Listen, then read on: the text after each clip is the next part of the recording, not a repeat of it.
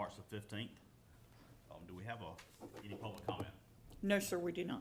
No public comment. Do we have a motion to make an amendment to the agenda? Yes, I'll make a motion that we amend the order of the items on the agenda. Let's see, what's the order we want to do? We want to amend the discussion to basically go in reverse order. okay, so we want to put discussion 1, 2, and 3 ahead of the approval. No, we'll do the approval, and then, once we get to discussion, do investments. Oh, okay, that's, budget, I'm and sorry. financials. All right, so we'll do the approval then, so I'll make the motion that we change the discussion, the order of discussion items from 1, 2, 3 to 3, 2, 1. Second. All right, any further discussion on that? No. All in favor? Okay. All right, motion carries 3-0. Okay, moving into the approval portion of our agenda, the minutes from February 15th, 2023. I'll make a motion to approve the minutes as presented. Second. All right, any discussion on that? All right, all in favor? Motion carried 3-0. All right, Mr. Burrows, City Works renewal agreement. Yes, sir. CityWorks is our asset management work order system that is owned by Azteca Systems. We do an annual renewal with CityWorks. The renewal this year is for $46,746, which is a 6% increase over the previous year renewal, which was a 5% increase over the previous year renewal. So, like most things we are dealing with in today's environment, everything's costing more. So the renewal for the enterprise license agreement for CityWorks is $46,746. This is separated out by the number of users in the individual operating budgets. So you won't see this in any one line item. It's spread out across a lot of line items. This is just an annual renewal. No changes to our CityWorks program. All right, I'll move that the Finance Committee recommend the full commission approve the renewal of the fiscal year 2024 CityWorks Enterprise License Agreement with Azteca Systems, Inc., in the amount of $46,746. Second. Any discussion on this? I have a question. This is all on their servers, right? No, we have our own servers. We have our own servers for this. Okay, so we're just buying the license and the users, right? That's correct. We buy the license, and it's got a set number of users that can be on there. And the only time the number of users becomes a situation is on Friday afternoons when people are putting in a bunch of work orders. Sometimes you get kicked out. But other than that, we have more than enough users. So we have a certain number of user licenses. That's correct. And only so many people can be using it at one time. Oh, they're concurrent, in other words. That's yes. correct. Okay, right. So then we do have, we have a solid backup. Fortunately, Andrew had invested some time with the staff member to give a demonstration of the program for me, and it's really an essential part of our entire operating environment here, so it's very important. My fear with something like this is that we only have a 1-year agreement. What's to stop them? I mean, they kind of have us, in a we're not in a good negotiating perspective if we don't have a 1-year agreement. If they say it's $100,000 this year, we don't really have time to go out and procure another system. I mean, should we not look at a multi-year agreement that at least gives us options, to continue renewal for years 2, 3, 4, 5, et cetera? If they will. We can certainly ask if they're willing to do that, yes. I mean, most management systems every asset's in the work order system. I mean, it would take us months if we were to try to establish. It would take months to change to a new program. So, I mean, we're not in a good negotiation point when we do it year to year, 3, 4 months in advance, or even 6 months in advance. I just Right. wonder if we shouldn't, maybe for next year, We can certainly say, hey, look, approach it that way. we want an option, we want a 5-year contract. We're committing the all for 5 years or 5 1-year renewal periods or something, but. Sure.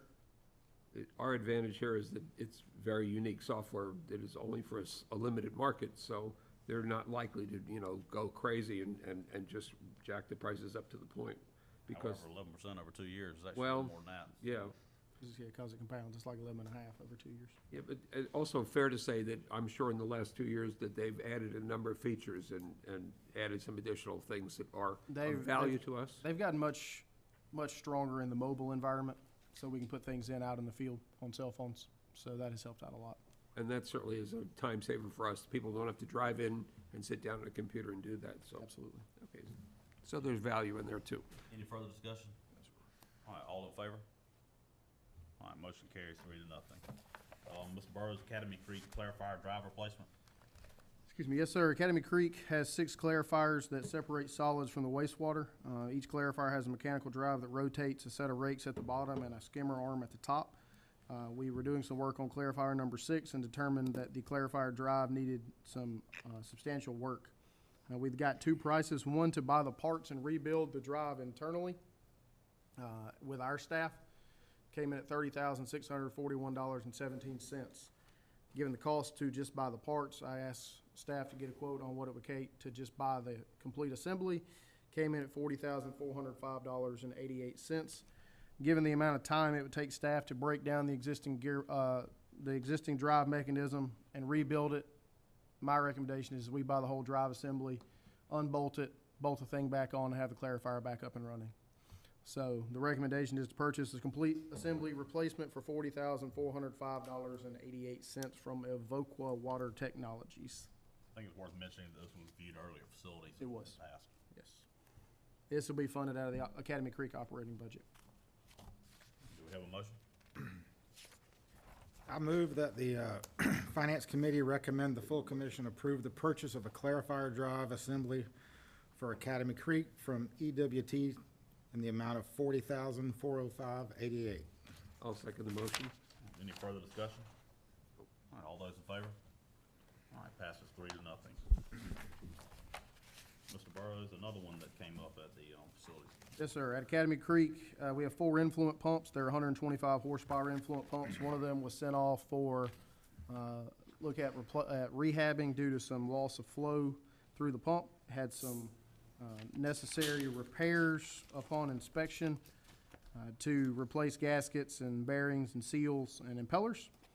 And quote to repair it was $45,736, which is of course a substantial cost to repair a pump. I got staff to get a replacement cost which came in at $91,410. Given the doubling in price to buy a new one and the expected lead time, they didn't provide lead time with the new pump, but based off of recent orders of smaller pumps, we're expecting a 12 to 16 week lead time for delivery of the pump versus 5 to 7 weeks on the rehab. I recommend moving forward repairing the pump at $45,736. We should be able to get 3 to 5 additional years of service out of the pump with the repair. And that is through Southeast Pump Specialist. And it's really more than just a repair, it's like a Complete rebuild for everything other than the motor. So the wet end should be completely rebuilt. I move that the Finance Committee recommend the full commission approve the repair of Academy Creek influent pump by Southeast Pump Specialist in the amount of $45,736. Second. Any further discussion? All right, hearing none, all those in favor? All right, motion passes 3-0. Mr. Burrows again, Arnold Road resurfacing change order number 1. Yes, sir. We have installed a new force main, approximately 1,000 feet of 12-inch PVC force main along Arnold Road from Pump Station 2002. At the October meeting, we awarded a resurfacing contract to Allen Owens Construction. I'm missing the price here, sorry. Around $90,000 to repair that resurfacing. As we got out there digging in the roadway, some unforeseen issues caused us to have to reroute the pipe in certain locations, causing more of the roadway to be disturbed than originally expected. We went back upon completion. Glynn County Right-of-Way Coordinator took a look at the roadway, determined that there's existing 6 to 8 inches of asphalt on the roadway that does not appear to be in good shape from the digging exercise that went on, so they're requesting that we mill the full 6 to 8 inch full depth replacement of the roadway, leave the millings there instead of having to bring in GAB for the base, and then repave on top of that. So we went back to our contractor asking for a new price to do this. Increase in the contract amount is $29,125. In order to facilitate the project being completed and the roadway being resurfaced, staff's recommending moving forward with the change order as proposed. There is available funding in the project budget because we self-installed the pipe.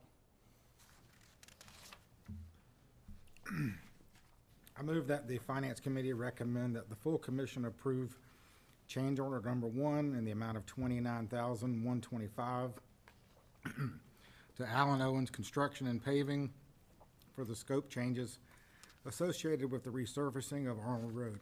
I'll second the motion. Any further discussion? I have a question, is this unique to this roadway that requires the additional milling? Traditionally, you would not find 6 to 8 inches of asphalt on a roadway, so, Right, it's not, standards aren't changing, it's just unique for this it's situation. unique.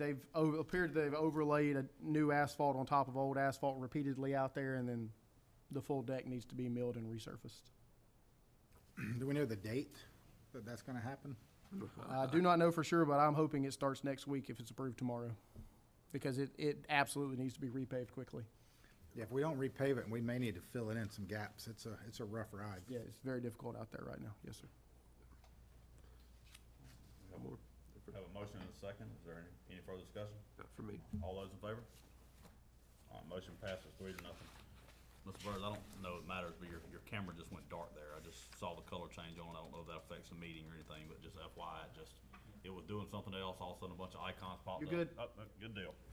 The man that knows what's going on Yeah, says it's I good. I figured he might. Here we shall give it a All right, thumbs up. moving on to surplus equipment and inventory.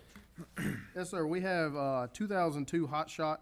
It's a jetter that is used for smaller lines that is no longer maintaining temperature or pressure. It's reached the end of its useful life. It's got almost 7,500 hours on the engine, and staff has no longer needs use of this piece of equipment given the amount of repairs it would require to make it useful. So we're recommending declaring this as surplus and disposing of the equipment.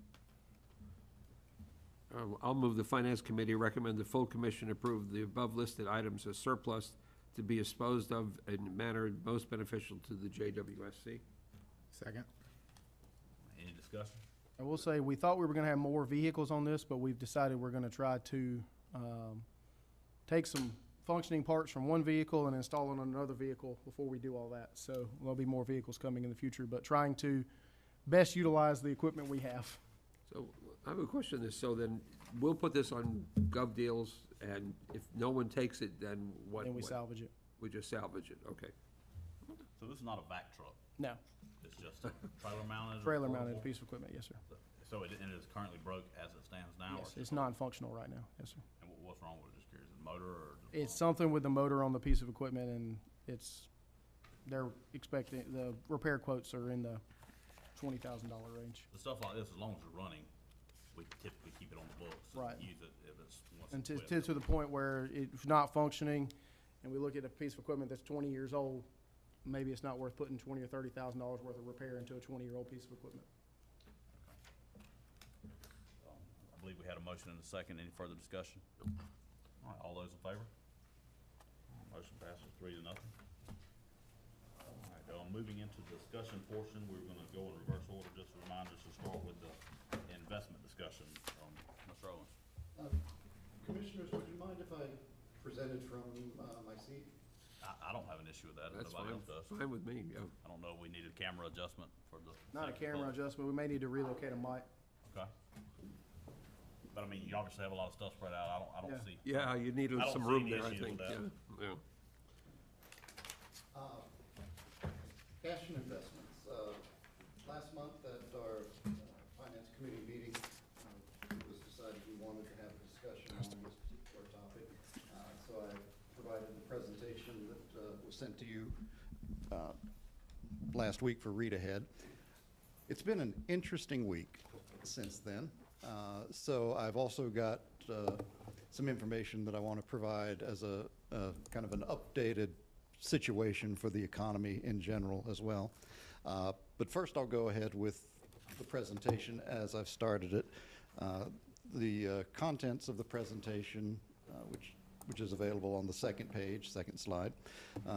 Wanted to talk about the background of cash and investments, the applicable laws and our financial policy, the economic conditions, the cash deposit accounts, the investment accounts that we have, and just the need for forecasting cash flows and how that plays into our investment decisions. Slide 3, we start basically the law, the Georgia State Code that governs our cash and investments as far as how we manage that is Georgia Code Title 36, Chapter 83.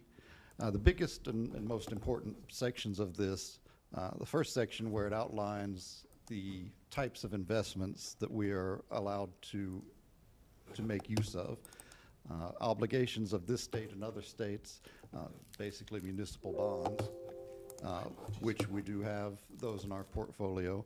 Obligations of the United States government, obligations of fully insured or guaranteed by the United States government and U.S. government agencies. We certainly have those in our portfolio. Obligations of any corporation of the United States government, prime bankers, acceptances, a local government investment pool, which we do not, if Glynn County has one, we are not a participant of that, so that's not applicable to us. Repurchase agreements, we're currently not invested in anything like that. And obligations of other political subdivisions of this state, you know, different counties, cities, et cetera. Currently, we do not have anything like that. The next couple of sections of that background basically deal with what I mentioned just a second ago about the government investment pool. So that's basically not applicable to us. But item D, under number 2, the code shall in no way impair the power of a unit of local government to hold funds in deposit accounts with eligible deposit institutions. That's basically saying it's okay for us to have bank accounts, deposit accounts like what we currently have with Truist for our operating accounts, checking accounts, payroll, and also a small cash portion for reserves. The next slide begins a dive into the BGJWSC financial policy, particularly the investment policy. This was adopted back in June of 2019, and the first item with regard to the investment policy is to lay out our objectives. First and foremost is safety. We want to secure the cash that we have. We don't want to put it at any undue risk. And the risk that we face on that is credit risk and interest risk. Our second objective is liquidity. We want to be able to quickly move funds around to meet the various needs that we have, be that operational needs, project payments, et cetera. And thirdly, of course, we want a sufficient return on investment. Of course, it is noted in the policy that return on investment is secondary in importance compared to safety and liquidity. Delegation of authority is basically saying that we and that I, as the Director of Finance, have certain decision-making rights and responsibilities, really, for ensuring that we adhere to the policy. The authorized investments, item C, that simply refers back to the Georgia Code that we just discussed. Prudence, basically defining a prudent person, that we should be acting responsibly, and it defines the standard of a prudent person as the investments shall be made with judgment and care under circumstances then prevailing, which persons of prudence, discretion, and intelligence exercise in the management of their own affairs, not for speculation, but for investment, considering the probable safety of their capital as well as the probable revenue to be gained. Diversification, kind of interesting that there is a section on diversification considering the limited scope of what we're able to invest in, but and it notes that no more than 25% of the investment portfolio shall be placed with a single user. However, that limit does not apply to a local government investment pool, which is not applicable to us, nor does it apply to obligations of the United States government or obligations fully insured or guaranteed by the U.S. government. And as you'll see, we do have a significant number of U.S. treasuries in our portfolio. Also, with regard to maturities, it wants a maximum maturity of any instrument in the portfolio may not exceed 5 years from the date of acquisition. So we can hold a 10-year bond, provided we've bought it, purchased it 5 or more years into its run. A couple of things to note. Let's see. In order to preserve liquidity and lessen market risk, no less than 25% of the portfolio, no less than 25%, sorry, my brain was working backwards, of the portfolio should mature in less than 1 year. Currently, our money market fund investments and ultra-short government bond investments, which are definitely less than a year, those alone are totaling 14.53% of our investment portfolio. And if we also include bonds that are maturing in less than a year, that would bring our portfolio total of 42.85% is not in excess of that 1 year limit. Let's see. With the financial policy also continues to give a discussion on management of reserves, beginning, of course, with that we shall maintain adequate reserves to be used in emergency situations. The reserves can be distinguished amongst different categories. We certainly have legally restricted reserves, such as customer deposits, I believe group Capital improvement fees. I'm sorry? Capital improvement fees. Capital improvement fees, group insurance. We also maintain reserves exclusively devoted to repair and replacement projects and emergencies. Operating reserves, which are supposed to cover, I believe, 4 months of our operating expenses. Just to clarify, those are our policy, not Yes, law. JWSC policy, that's correct. Correct. Are there laws specifically around that besides the legally restricted funds or legally restricted reserves? I have not seen a reference to a law on that, but I can dig into that and provide you with more information. Let's see. Is it, there's, I don't know that there's any laws that state we have to keep X amount in reserves. Yeah, the bond covenants do, but as far as our operating reserve, other than what it does to our credit rating, But does the bond truly care if our reserve is in cash or if it is in 30-day CDs, Yeah. 90-day CDs? Yeah, our bonds are actually, I've excluded them from the presentation because we have no discretion in messing with those funds. So what I'm presenting here is strictly with regard to the funds that we can apply to the different investments as described in the Georgia Code. Sure. And I just wanted to understand as part of the discussion, Well, sure. whether, some of these things were our rules or if they were right. others' rules that we had to follow. So there's a difference, right? Now, as we talk about economic conditions, this has definitely been a very fluid subject this year, and even more so within the last week. When we started the year, there was one economic outlook. I believe some of you were even with us at the presentation over on Jekyll Island with regard to Georgia and the U.S. economic outlook for 2023. That outlook was already changing at the time we saw that presentation. Within a few weeks, I would say it had significantly changed. And as of this past weekend, once again, things have kind of flip-flopped on us. To get an understanding of where we are and how we got here, as with almost everything these days, it kind of begins with COVID and the supply chain, restrictions and lockdowns that occurred at that time. As COVID eased up on us and we eased up moving back into our lifestyles, demand surged at a time when supplies were very low. And even if as the supply chain began to open up, there were not products available to move. That, of course, created and continued an environment of increasing prices and low product availability. Then last year we had the invasion of Ukraine by Russia, which had a significant impact on energy prices. all of that combined drove the inflation to levels we'd not seen for decades.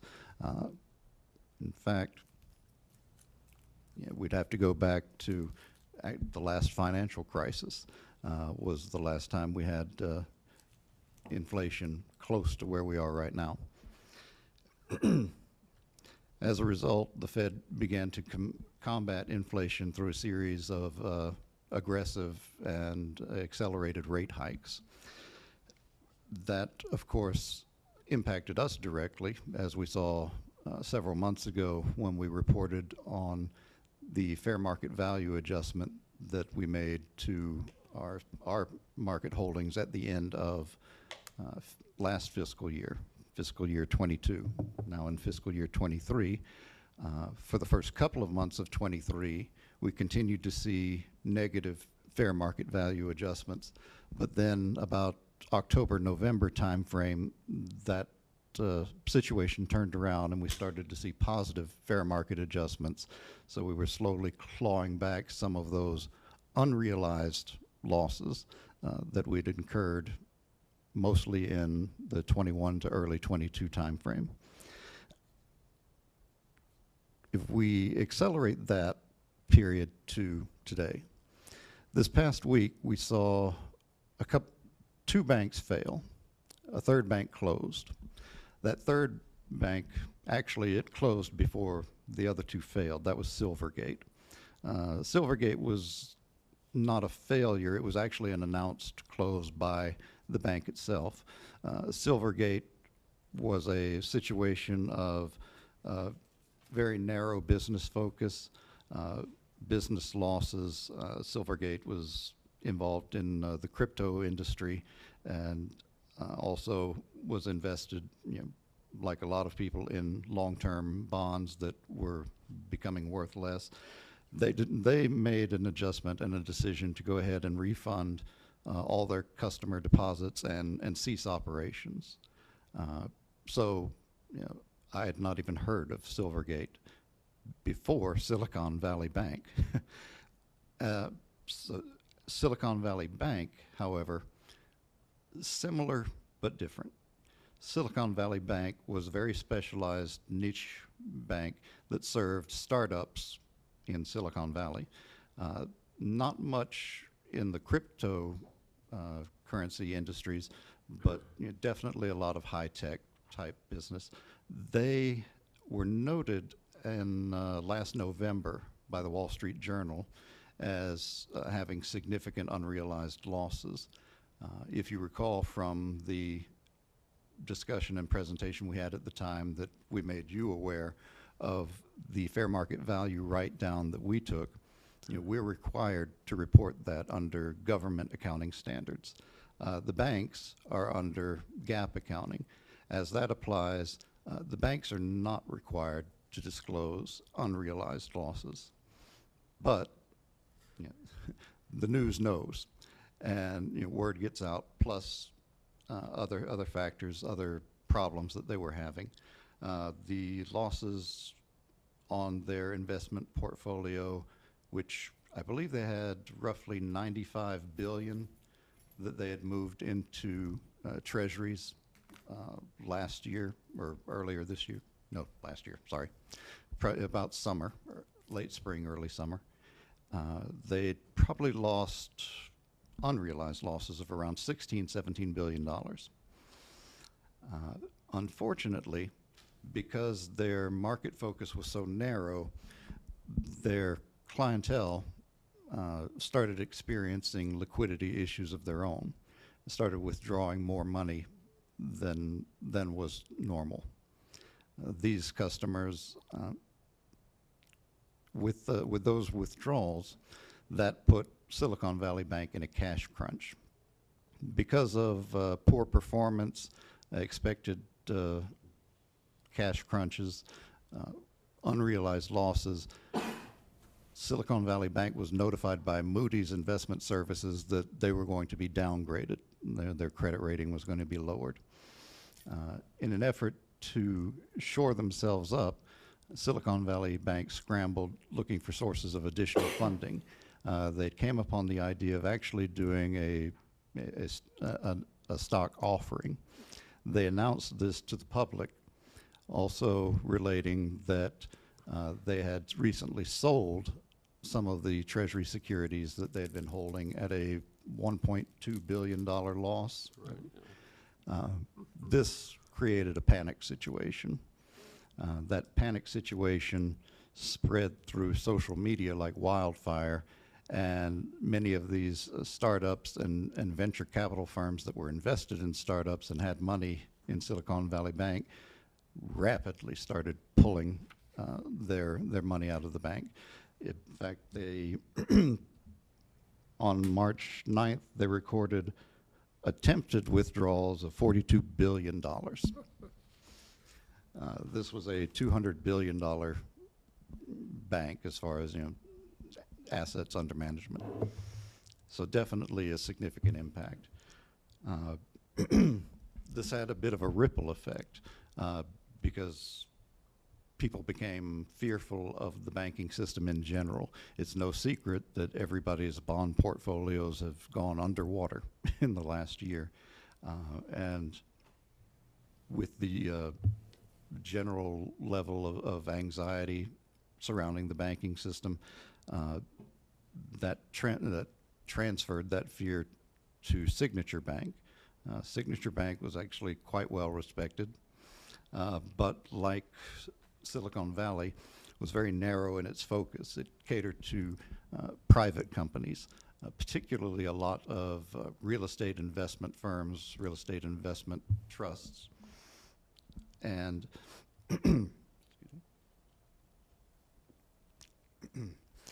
they were one of the largest banks servicing the cryptocurrency industry. Crypto, of course, has had a rough ride in the last year, and so anyone associated with it, is looked at very carefully, and it causes a lot of anxiety. As a result, over the weekend, and because of current technology, real estate investment customers of Signature Bank were able to start electronically withdrawing funds, and ended up with the similar situation to Silicon Valley Bank, basically a digital run on the bank. You may recall from It's a Wonderful Life, as George and his new bride are in Ernie's taxi, about to leave on their whirlwind honeymoon trip. They see, people crowded outside the bank. That's a run on the bank. People clamoring to get their money out for fear. Well, this all happened largely online, though it has been noted there were plenty of folks standing outside of Silicon Valley Bank branches as well as Signature Bank branches. On Monday, over the weekend, the federal government did flip-flop a little bit. Janet Yellen on Saturday said we're not bailing out the banks. On Sunday, the banks were bailed out. They exercised what has been referred to as a systemic risk clause with regard to their current legislation. FDIC, of course, insures deposits up to a limit of $250,000. But because these two failures were believed to pose a systemic risk to the banking system in general, the federal government stepped in and decided they would make the depositors of both institutions whole, basically guaranteeing that they would all get 100% of their deposited funds back. That seemed to calm things down on Monday, but today that shakiness has spread to Europe. Credit Suisse, a Swiss bank, approximately 590 billion euros, I believe, in assets under management. Their stock took a nosedive. They have had 5 consecutive quarters of losses over the past year. Credit Suisse also has a history of scandal. They have had the tuna bond fraud, in which they were underwriting bonds in Mozambique that was kicking back millions of dollars to Credit Suisse executives.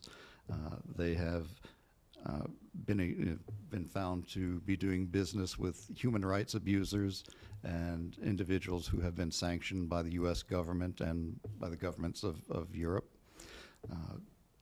It's rather shocking, actually, the list of scandals that goes on there. But net result of all of this chaos over the last week is confusion. Previously, the Fed had begun to taper off on their rate increases. The last rate increase was last month at the February Fed Open Market Committee meeting of 1.25% rise. It was thought that they may hold off, or they may continue with quarter-point increases to reach a target terminal rate of 5.5 to 5.75%. Because of the failure of two major banks, it is, that has given weight to the idea that the Fed will halt rate increases. However, the economy has also shown to continue to be robust. Unemployment is still very low. Inflation did decrease this month to a flat 6%, but 6% is still quite high, higher than the peak that had been reached during the previous financial crisis of 08, 09. So we're certainly in a situation where we're not exactly sure what's going to happen with investment return yields and returns going forward, what policy and how aggressive the Fed will be. You'll notice in the presentation I provided Treasury yields at the time, which I think these were from pretty close to the end of February, where you saw a 3-month government bond at 4.99%, the 6-month at 5.25%, 12-month at 5.2% yield, 2-year at 5.04%, and the 5-year at 4.32%. I checked before this meeting.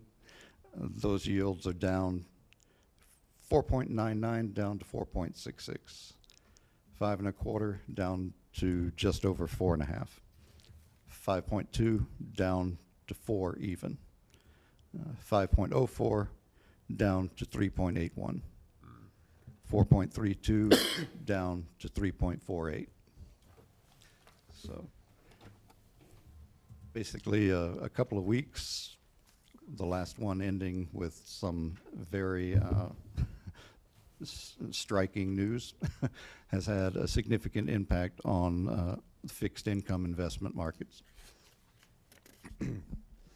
Now, with regard to our cash deposit accounts, we maintain about 10 accounts currently at Truist. These will be transitioning to Synovus in the next few months. But at the moment, we have a revenue account, which is our main deposit account, and kind of our main holding account for funds in use, which is currently at $3.4 million. We have a repair and replacement reserve cash deposit account of $2.5 million, a capital improvement fees of $2.46 million. Our payroll account, essentially that's a net zero account. We do maintain a small balance. As of the 28th, it was $8,249, just in case something comes up during or immediately before or after a payroll run that we may need to draw from that account. Group insurance reserve, $119,000. Capital reserve, $736,000. The general checking, that's our main distribution account. All of our checks to vendors, all of our cash distributions, we funnel into that account for writing checks, issuing wires, ACH transactions, etc. And that, of course, those funds are transferred into that checking account from the what we call the revenue account. We have a cash operating reserve account of almost 154,000, and a customer deposit reserve cash account of 256. The reserve accounts that we have, when we combine these cash balances with the invested balances that we have at Synovus, we have a $30,510,000 in our repair and replacement reserve, $10,198,000 in our capital improvement fees reserve, $3,774,000 in the capital reserve. The operating reserves total $8,525,000, and customer deposit reserves $2,733,000. As I mentioned earlier, other reserve accounts that we have but are not described in this presentation, the bond sinking fund currently at $2,257,000, the bond trustee reserve $14,360,000, and group insurance UHC reserve of $29,000. So the cash deposit accounts here, if you reconcile this back to, this Wilson's account, I mean, this is the 9.8 million, essentially. Essentially, It's yeah. not gonna be the exact thing, because different time periods. Right. Right, 9.8 million that we're holding in overnight cash, exactly. represented here, okay? Before we move to the next one, I do want to point out, when they move to the Synovus, this excess cash, this 9.8 million will be getting 4.25%. So let's talk about that. So I mean, the whole 9.8 million or in excess of a certain amount? Excess of the amount we need for the fees. Which is what? No, please. For the first year, we don't have fees. Right, but, So dollar one earns money, but after year one, we go to the different fee structure, which is the, So right now, the 9.8 million, we have an overnight cash. As soon as it hits Synovus, it yes. is a guaranteed 4.25. Well, whatever it is the day it hits Synovus, but as of today, it would be that, yes, sir. When is it hitting Synovus? I know we're meeting with Synovus next week to talk about lockbox and a few other things. I don't believe we have a firm timeline on when we're Sometime in transferring April. these, but within the next month. Because candidly, that makes some of this discussion moot. I mean, what we've been talking about for I this whole agree. time, is we've got $10 million sitting here that we're getting zero. And I realize that, you go to 2 slides later, we're gonna talk about unrealized loss. Yeah. My understanding is that's unrealized loss now. Once it gets to full maturity, then the unrealized loss is not actual loss. Right, it's just a accounting thing. Yeah, it's just an accounting thing. So, I mean, the reality is, we've got $10 million that has been sitting here for 10 years that we've never been making a dime on. Our goal is to try to make a dime on it. And next month, we'll be making 4.25%. That's correct. For the calendar year. Yeah, I mean, basically, yeah. I mean, that was kind of the whole point in having this today. Yeah. So that 4.25%, that's on the whole 9.8 million. What And will for it the be? first year, because we're not paying fees for the first. Year, and then what will it be? What is the bottom, what is our minimum fee structure that everything else is in excess of? we'll go back to a similar fee structure that we have with Truist right now. Which is, Cost us, It's the excess earns 0.25%, Dave, is that what we came up with when we did the calculations? I believe so, yes. the excess owns, we'll get 2.25? 0.25, Yeah. yes. It's basically, and I apologize, I'm not asking my question very well. Right now, we got 9.8 in cash, and we're gonna be getting 4.25% of it in April. Take or minus, or whatever the market does a little bit. After year one, what is the amount that we have to hold in cash to not pay fees? Depends on the transactions that we have. Everything is transactional to give it. It's a quantity times a. we can give an Is estimate. that a $1 million, a $5 million? $2 million, $100,000?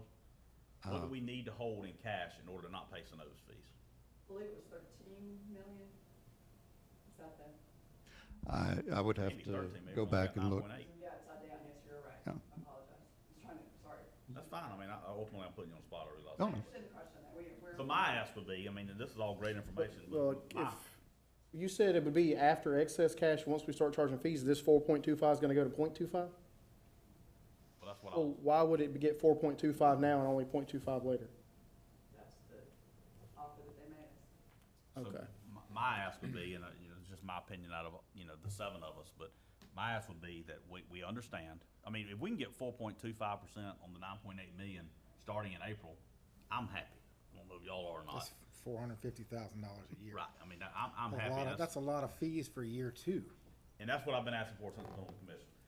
The second piece of that is, I think we need to understand well in advance of next year what the minimum cash we have to hold in there, and surely it's not 9.8 million, so let's just say it's $1.5 million. I'm making up a number, and it's $1.5 million, then anything above that $1.5 million, we need to have a plan for investments.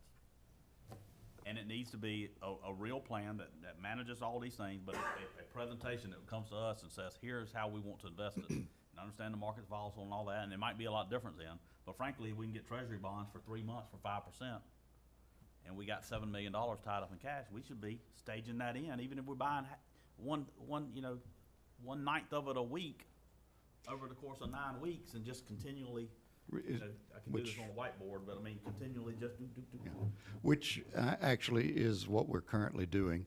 If you recall from, if you recall from last month, we actually had about, what was it, 14, 15 million in overnight cash. That was last month, right. end of January. During the month of February, I think right about the end of February, we moved $7 million out of overnight cash into our investment account after speaking with our Synovus reps and investment advisors. We have not purchased any bonds with that $7 million because of instability in the bond market and falling yields at the time. What we did was we've got it in the money market fund in our 4.4%. So that that's $7 million at the current yield of 4.4%. That's 385 million, or not million, It's sorry. 385 million, we're in good shape. Yeah, 385,000 in expected revenues over the next 12-month period. So my thought and ask is a couple things. One, we understand, I mean, we're getting 9.8 million in that account sitting there for 4.25% for the next year. The next 12 months, that's great. What are we gonna do at the end of that 12 months? Because the 0.25% is not acceptable, at least at this time. So, I mean, what are we gonna do at that point? And what is the plan for that 9.8 million? And whatever the minimum amount that we can hold in cash is to not have to pay fees, I think we should do that. Candidly, even if we have to pay fees, we should evaluate whether the fees are less expensive than the opportunity loss on the lack of interest that we're getting. But, you know, that's for next year. And then, you know, I think we should have a plan for that well in advance of that time frame and have it discussed in here and approved by the commission. And then the second thing I would note is looking at the actual places where we are holding notes. I mean, a lot of them are expiring 3/31 this year. So I mean, a lot of them are expiring at the end of the month, and some of them, you know, are 1.5%, 2.5%, 1.37%. I mean, I think we need to look at the plan for those and make sure that we're getting. I mean, candidly, at this point, we'd be better off liquidating them and putting them in this account. We actually have standing orders with Synovus in place for that. At present, everything that matures is going into the money market because it's the current, you know, highest standard steady rate of return that we can get. Has very little to no market risk associated with it, and it certainly provides us, you know, 100% flexibility with regard to our liquidity needs. My personal opinion is I like the money market, especially for this cash portion of reserve. But some of these that are, you know, that are maturing, I mean, if we can buy one, you know, these are currently we held this. This has been a 5-year treasury note that's maturing. I mean, we can turn around and flip this to another 5-year treasury note right now for 5.25%. Not necessarily. I thought that's what I saw a minute ago, but. Yeah, remember he said in 2 weeks this went down to like 4%, 3.8%. 4% then. So Much better than putting it in. Yeah, five-year note. 0 in a year. Yeah, 5-year treasury, 3.48%. So yeah. So it's A definitely guaranteed return over 5 years. Novus is offering, I mean, they're offering CDs at like 5% now for 5 years. 5 years? We can take a look at it. Or 1 year, they have a 1 year, I think. I would have to look because that could be restricted to a lower deposit account situation. I think so, yeah. Those CDs, I think that's what they're offering for individual customer personal accounts, not necessarily So, yeah. corporate accounts.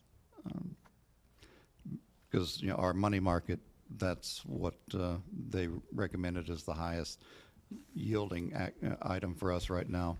And that's, you know, at 4.4, that's a whole % above the 5-year note. It if I'm misspeaking on the exact number, I don't wanna get caught up in percentages or point percentage. My point is, we need a plan for every dime we own, and what is the best and highest use of it. That's all I'm saying. It's how to balance that becomes a little tricky, because if we get the 5-year bond, like you're saying, and it's a good plan, because we got it for 5 years. For 5 years, we're gonna book a unrealized loss every single month on that bond. Right. And so, If we get into a cash crunch ourselves, and we could end up turning an unrealized loss into a real loss. That happened last year with funds that they had put into a SPLOST reserve account. And what was the total loss on that? $36,000. We're not gonna do it all at once. oh yeah, I understand, I'm just saying, we just gotta keep that in mind, that Yeah, the it was the a- longer it the was- investment, the more we're gonna have to book unrealized losses on our monthly operating statements. And that was a short-term laddered bond portfolio, and it just happened that last year was when interest rates tanked, or yields tanked because Yeah, interest timing. rates and inflation started going up. And those funds needed to be withdrawn to be paid out for whatever project that was. And so that is why, the law and the policy says the return on investment, while a priority, is secondary to safety and liquidity. So, we definitely are managing our funds, but we're doing that balancing act between trying to preserve principal, trying to maintain liquidity to meet our cash flow needs, and trying to get the best return on investments. Well, last month, we had $15 million roundabout in cash at a time where treasury bonds were at a very, very high point. To me, I hear you loud and clear, there's a balance, but in my opinion, that's way too conservative. And that money would be worth a lot less today if we'd put it in treasuries at that time or in the month before. We'll look at it. We're We'll- definitely exercising a high level of responsibility and integrity with regard to managing the funds. We'll take a look at it. So I personally think this is a great move if we're getting it this year, 4.25%. This is a brand new thing, but, I think by next year, when that drops to Sure, effectively zero, we need to have a plan for all our cash. absolutely. Y'all disagree? Agree? Yeah. Are we meeting the objective less than or not having more than 25% in one institution? Other than the US Treasuries, yes, sir. Yeah. Because there's a carve out for treasuries. Right, yeah, there is an exception for treasuries. So. Well, even our maturities section, it's section F says, in order to preserve liquidity and lessen the market risk, no less than 25% of the total portfolio must mature in less than 1 year. Right, So we're saying that up to 75% can have over 1 year, right. over 1 year. And again, I'm not saying lock it in forever, Oh, but, if you're putting something in a 3-month account, if you understand cash flow needs, the likelihood of a huge cash crunch coming in the next 3 months is unlikely. But again, you wouldn't even do it all today. Right. You do, if you do it, put it in a 12-week account, put 1/12 of it in this week, none 1/12, 1/12. So every week, 1/12 of your balance is maturing, and at least we're getting something while these yields are so high. Very good. Any further discussion on this? I didn't mean to cut you short here, but I just wanted to thank Mr. Owens for his great job on the presentation here. It's very clear and it's good direction. Absolutely. And I'm certainly available anytime for any additional questions or information you may wish. So we do have 2 accounts, and it's not a huge dollar value, but approximately $600-something thousand that are maturing at, the end of March. Yes. And we're gonna just roll them into this overnight cash account? For the 4.5. No, they don't roll into the overnight cash account. They go in the money market. Money market. The money market fund of the investment 4.4. account, which is currently yielding the 4.4%. Okay, Even better. yeah, so that's, but we're not letting them renew. We're- Correct. okay. And then the same thing with the ones that, expire in April, May, and, really June. We've got several that coming up in the next several months. Right. Yes, Synovus is certainly aware of our targets with regard to what we're hoping to see with regard to a return, and the liquidity needs, the laddered structure that we currently have in place will maintain that. But at the time being, a lot of our investments, if there's not an equivalent of investment available at a better or higher rate, it would go into the money market, which, like I said, we're getting the 4.4% on. So we're targeting that or higher. So the overnight account is getting 4.25. If for some reason the money market starts dropping below 4.25, do we have a plan to pull that out and put it into that account? In fact, that'll be even easier with all the funds within Synovus, and we could easily do a transfer to. Quarter, that's not a one-time initial balance. We can do it and take advantage of that anytime over the next year. I believe so, yes. Okay, good deal. Another benefit of having local people here to work with. Any other comments or questions on this portion? Thank you, Mr. Owen. That was a great presentation. Appreciate Thank the you. thoroughness. Thank you. All right, where are we on budget presentation? Mr. Burrows? Yes, sir. I don't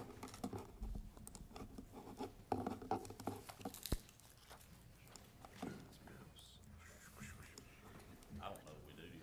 Yeah, we just had him here in case there was questions about the investment Oh, okay. laws and everything like that. Thank you, Mr. Norman. Get all my documents opened up here. All right, in your package, you'll have a separate document that kind of puts in more detail here, and also you have a copy of the full line item budget that we can certainly go through if there's any questions. Let me get through this setup here.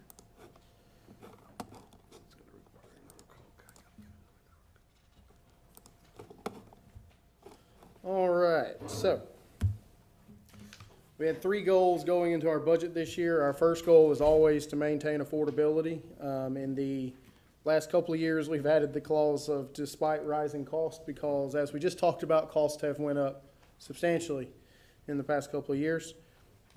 Because those costs are increasing, we also want to increase our project funding availability to maintain our master plan. What $7 million bought 2 years ago will not buy the same amount of materials and projects today. And then equipment reliability, both from a process equipment reliability and our fleet equipment reliability. So in this year's budget, a few highlights. To fund the budget as requested, there would be a sewer rate, usage rate, and an admin fee adjustment requested. But by doing that, we'll be able to increase the R&R reserve funding for projects, and we have drastically cut back on the amount of capital equipment, vehicles, and machinery things that we're requesting to buy this year to offset the rising costs we see in some other areas. You do not have this presentation. Sir? You do not have this presentation. that's marked it. It's all the information I'm giving you is in that package you've got. It's just in a I got it, much okay. more concise order here on this Good, good, presentation. good find.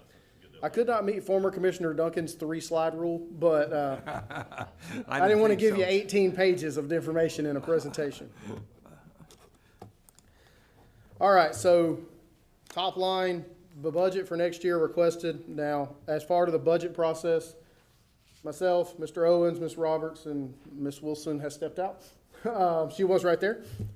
Met with each of our superintendents. They submitted requested budgetary amounts, and as Mr. Klein can attest to, we cut a lot of stuff out.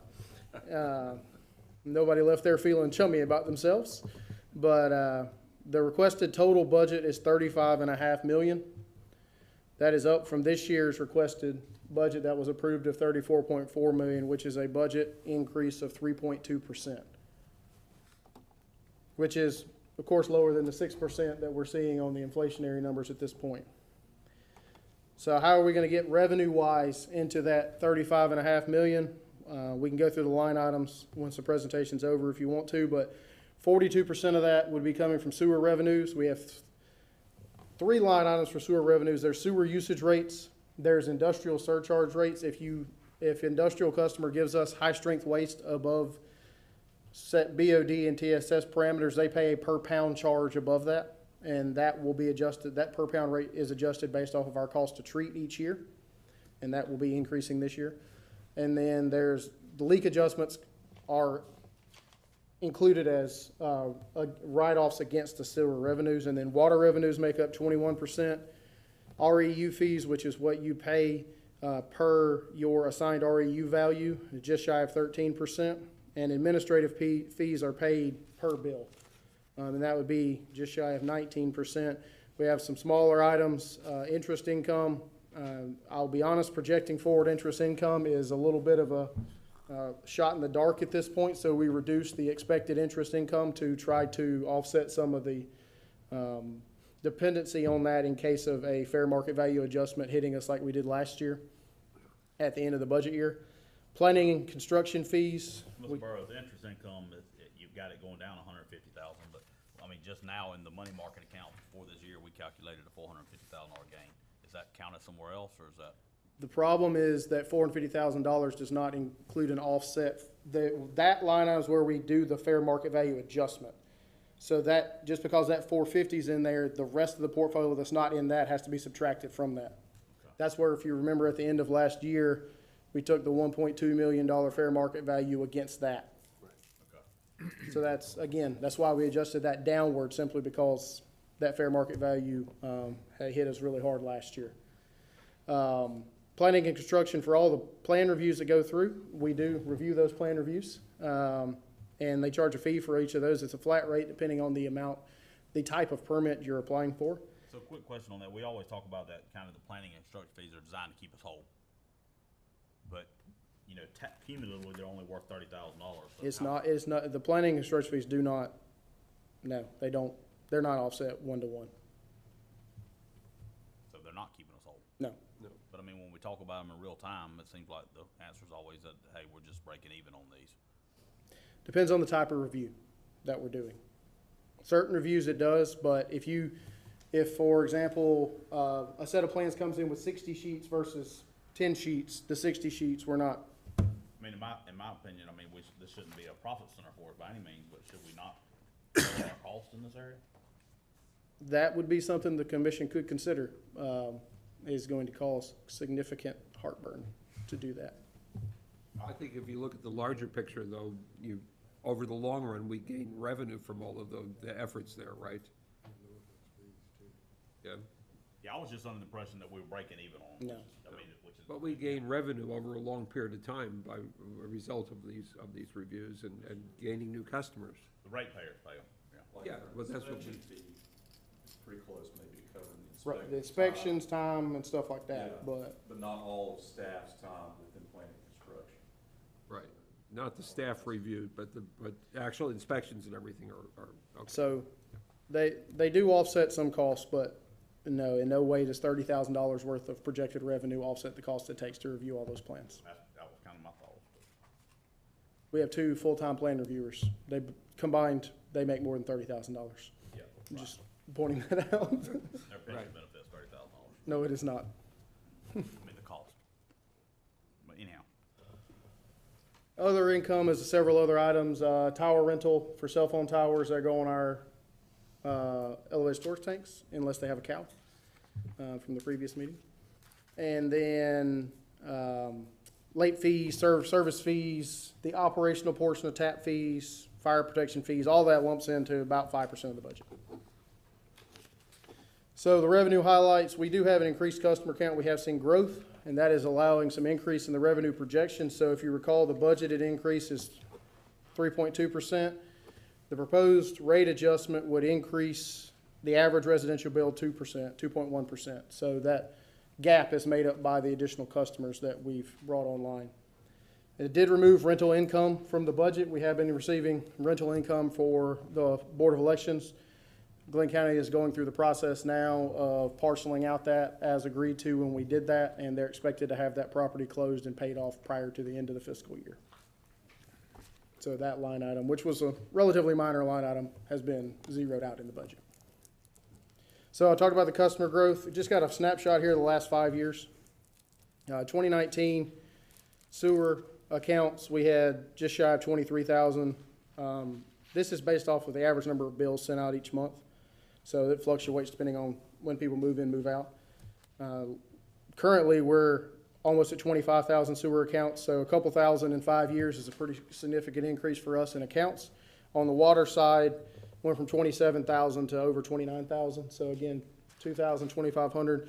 We have naturally more water customers and sewer customers because we have irrigation accounts. And we've seen growth in the irrigation meters that we've been selling. So the rate adjustment that's being proposed to fund the budget. Sewer usage fees would be increased by 25 cents per 1,000 gallons. And that would be on the first gallon of usage over 1,000, because 1,000 gallons is included in the administrative fee.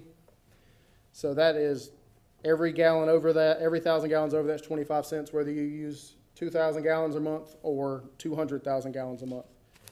And then a 50 cents per month increase in the admin fees, so 25 cent on the water, 25 cent on the sewer. We have to do each one of them because, again, we have water-only accounts and sewer-only accounts. So the average residential customer, our average residential customer uses 4,200 gallons of water and sewer a month, and that works out to $1.30 a month on their account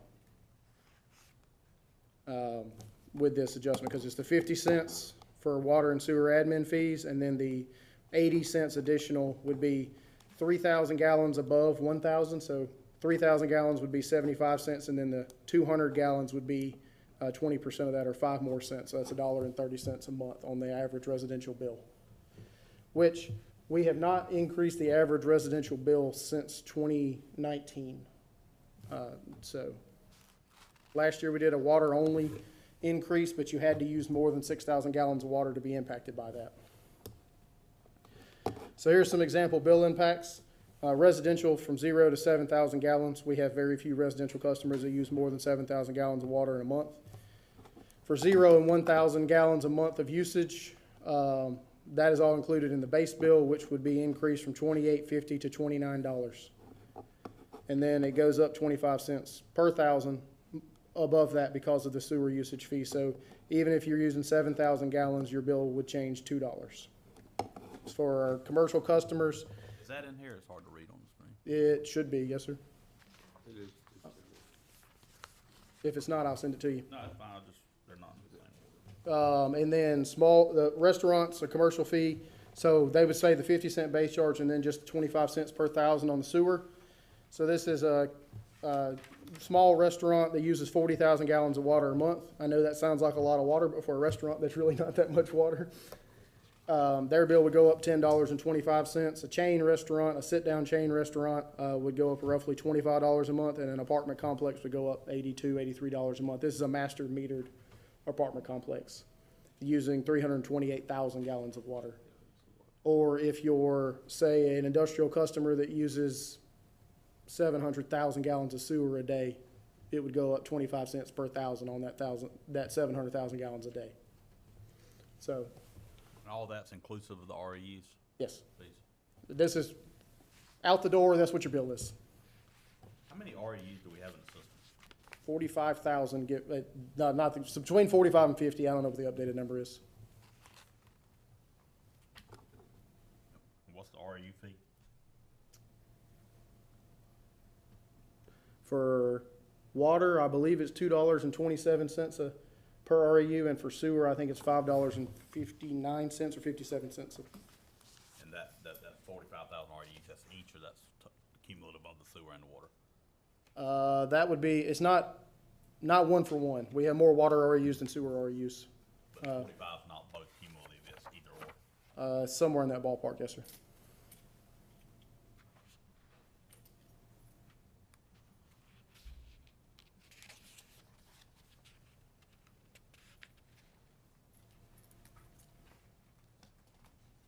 I was just trying to get to, I mean, there's a very modest increase for this year in the REU count. I was just trying to reconcile that in my own head, why it was such a, I mean, the community's been building, I know y'all been doing audits and going out to people and saying, hey, Yeah, essentially the way that we project the REU fees and the debt fees, or REU fees and the admin fees is here's what the monthly average is for the last 12 months. And let's say that number is $381,000 a month, then I'll take $380,000 and multiply it by 12. So I don't project growth forward on that. It's just what we're collecting today. Okay. Now, it does, through growth, theoretically, that amount increases every single month, Right. but it's a relatively small amount each month. All right, so how does that look compared to other utilities? Now, this is calculations that I did based off of publicly available rate structures, which not everybody's seems to be easily accessible on a website. I will say that. But these are similarly located or similar size utilities that I could find local rates for them. So we're in the black there. The average across all of them, this is for our average customer at 4,200 gallons. The new bill would be, if this is approved in April, $62.33 a month. The average for all these utilities is $62.90 a month. Now, that's essentially the same thing. I'm not saying that we're providing low rates compared to our competitors or our sister utilities, but we're in line with where everyone else is. There were a couple of utilities I pulled, I'll be honest, their rates were astonishingly high, and I left them off the list because it was skewing the data, and it made it look like we were giving water away for next to nothing. One utility I pulled, their base fees, just to get the account on, was over $60 a month. So I believe St. Mary's base fees are a good bit higher than ours too. They are. I see Same. the list here, but, yes, the same areas is right here. They're $64.92. oh, it is on there, I'm sorry. So Kingsland has different rates whether you're inside the city limits or outside the city limits. Columbia County's up near Augusta. Savannah, obviously, right there. Jekyll Island, included them on there. We have Augusta, Statesboro, St. Mary's. Satilla Regional is the Waycross area utility. JEA is Jacksonville. Richmond Hill, obviously. Beaufort Jasper does the Hilton Head area. And then Amelia Island and St. Augustine. Now, I will say every utility has a different structure as far as what their needs are. What St. Augustine's system is probably very old, if I had to guess. They've probably got some significant capital needs, which is why their rates are higher than ours. So the newer the system, the less replacements you're going to have to do. So every system's a little bit different in regards to that. But I had this here just to show you that we're in line with where everybody else is with these rates. So revenues by year. Trying to just lump it all together with the four main. This does not include all the ancillary revenue items we have. Starting in 2019, the 2023 numbers are projected based off of year-to-date and how we collect historically on the income. And then the 2024 is the budgeted numbers we have here. So in almost everything, we saw a dip in fiscal year 2020 because if you recall, Glynn County was shut down for the month of April in 2020 because of COVID. And April is our third highest revenue month of the year, something like that. So that one hurt a little bit, but we were able to get through that. But we've seen consistent growth in revenue since then due to an increased customer base, water usage, outdoor water usage particularly. In 23, remember, we adjusted the high water usage rates. So there you see a pretty substantial increase from last year to this year on the projected water revenues off of that. So expenses, we always budget zero net budget, so the expenses match the revenue projections. The expenses, 34% are considered operating expenses without personnel. 30, again, right at a third are personnel expenses. Project transfers are 23%.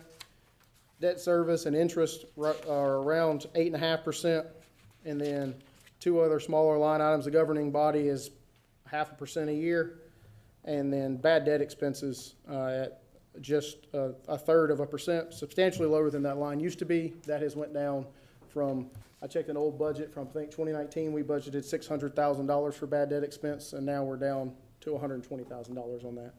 So great work getting those past due water bills paid. So expense highlights, obviously personnel is a huge line item in the expense budget. We're not requesting any additional staff members for this year. However, you see the personnel costs when you compare last year to this year have increased for a couple of reasons. One, we do not budget 12 months for vacancies. If there's a vacant position at the time of the budget, we do not budget a full 12 months for those. This time last year, we had 22 vacant positions. We have done much better at filling those vacant positions in the past 12 months, and so those positions are now budgeted for a full 12 months. We only have 11 current vacancies, so that's a huge portion of what that is. Also included after discussion with members of the Finance Committee, We're not specifying yet how we're going to do raises or if we're even going to do raises, but included in the budget is a 2.5% budget for employee raises that would be brought back and discussed with HR and finance before that is provided, or if that is provided. So by division, you see, looking at that, wastewater treatment and systems pumping, those are the sewer accounts that we have, also industrial pretreatment, which is barely a sliver on there. They make up about half of our budget on operating expenses. This includes personnel costs, so about half the budget there. The next largest one you see on there is finance, but I will point out the reason finance is 13% of the budget is because all of our health insurance costs are charged to finance. Because we do not get data on who is using the health insurance, all of it is charged to finance. So with that in mind, then you've got water production and distribution. Water makes up those about 15% of the budget. Customer service, meter readers is in admin, that's about 8% of the budget. Planning and construction, about 6.5%. Our purchasing, which also does fleet maintenance and facilities maintenance, of 4% of the budget. And then Office of the Director, about 3.5%, and the governing body of the operating expenses, about 0.75%. General water and sewer expenses are liability insurance, property insurance, things of that nature. So, increases in the budget. First off the gate, chemical prices have increased rapidly, and the two major ones are chlorine and oxygen. Should have asked people, y'all knew what the chemical symbols there were. It's a little of a trivia game. But chlorine has doubled in price in the past 12 months, and that is not a rate that we're using. That is the price from the provider has doubled in the past 12 months. And oxygen has went up almost 50% in the last 12 months. Talking with other utilities a couple of weeks ago, that has been seen as standard across the board. Some of the metro utilities were talking about some of their water treatment chemicals going up 150% to 200% over the last year. R&R, that's the project transfer. We're increasing that by $320,121. I took your advice, Commissioner Stevens, and we did not round things, so you got some hard dollar values in there sometimes. Electricity, Georgia Power just increased rates a little over 2% in January. And then in June, their rates are going up an additional 17%. So that's $300,000 a year for electricity. Are you sure it's that much, Andrew? I got that directly from the rate manager at Georgia Power. Well, and I remember you and I had some conversation about that a while back. And I was trying to find it out. I must have misread it. It's like 2.6% in January, 17% in June. Next January is another 4.5 or 4.4, and the following January is another 4.5. So power cost going up. I will say our proposed 2.1% rate increase looks a little better than 20%. I updated all the staff that their household power bills are going up 20% just to make them all happy. So decreases, like I said, we're buying substantially less equipment. We talked about when we were talking about the surplus items. I'm sorry. Can we just verify that the fuel, I mean, ultimately, it doesn't change. I mean, the budget doesn't really, not that big a deal, but I guess I might be misinterpreting. I was thinking the fuel rates were going up 17%. The fuel rates are going up 80%. The overall budget, the average account is going up 17%. According to the Georgia Power rate manager, coal is up 4 to 5 times, and coal is up 4 to 5 times, and natural gas is up 3.5 times what they were paying. So their fuel case is going up something like 80%, which is going to increase overall bills 17%. It was a very unpleasant conversation that he had with a bunch of utility directors that day.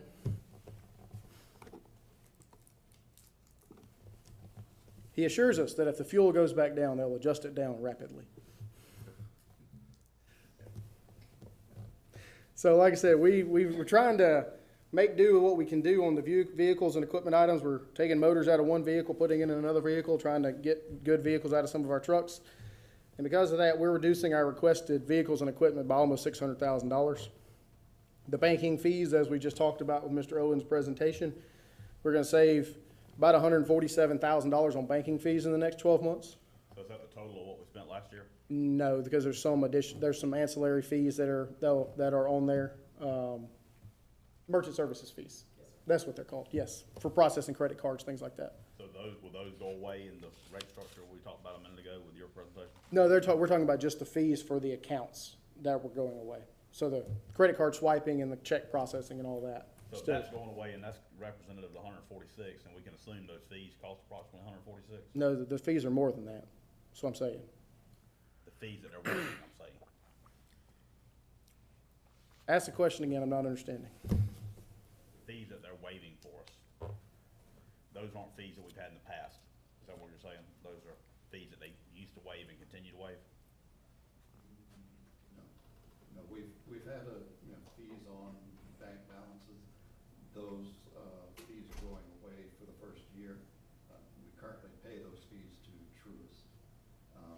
We have fees for banking and merchant services at Truist, for merchant services at Truist and Lockbox. We will have fees for Lockbox and merchant services at Synovus, different rate structures. So I think I got it. What you're saying is, the banking fees are more than 146,000 because this starts in April and the budget starts in June. So that's waiving for the budget process 10 months worth of fees, not 12 months worth of fees, because it overlaps budget years. One thing I was asking is that we agreed a minute ago that if we kept X amount of dollars, nobody could define that yet, but we're going to end an account, ma'am. 38 million for 1 month. That's what I was, sorry, I was distracted there for a moment, but I came back to that number. I was able to actually pull into the accounting analysis statements. In that particular month, we had an average balance of 13 million, but in order to have no fees for that month, we would have had to have an average balance of 38 million. 38 million. 38 million, yes, sir. Okay, so the reality is we're gonna pay fees, We're going to pay fees. so we're never gonna have $38 No. million in cash. So we're gonna pay fees, so we need to, we don't necessarily need to just say, hey, we wanna have a goal of 0 fees. We need to understand what's better, What's the cost paying benefit? fees versus making interest. That's I was absolutely true. trying to tie that back to this, but it sounds like. It's a little more complicated than that, yeah. And there's always fees in the banking services portion, merchant services portion, and the investment. Whatever fees they're willing to waive. Yeah, Cash is we're there. taking advantage of all the waiving fees we can get. Absolutely, go with that. And then budget decreases here. You will not find a line item in that long budget I sent you that says generator rental, because that is charged to a hurricane preparedness line item. But I didn't want to have a line item in a presentation that said we're spending less money on hurricane preparedness, because that's not factual. We are purchasing portable generators that are set to be delivered this summer. Currently, we rent 5 portable generators a year, and we're not budgeting the full year's worth of renting that, because we will have those generators on hand that we own. So we won't be renting them, but we will have the same amount of generators on hand. Capital requests, just a few highlights. Lead detection units is kind of an interesting thing to talk about. The EPA decided that we had to do every utility that I believe serves more than 10,000 population, or maybe it's 1,000, has to identify a complete lead, not just lead service, but a service line inventory to be in compliance with the new proposed lead and copper rule. By October of 2024, we must provide the state of Georgia, which will provide it to EPA, with a list of the material types of every water service line that touches our system. And there are multiple service types that can be included, but essentially it gets boiled down to is it a lead service, is it not a lead service, or do you not know whether it's lead or not lead? Now, the percentage for this has not been decided yet, because as typical, we're building the plane while we're flying it.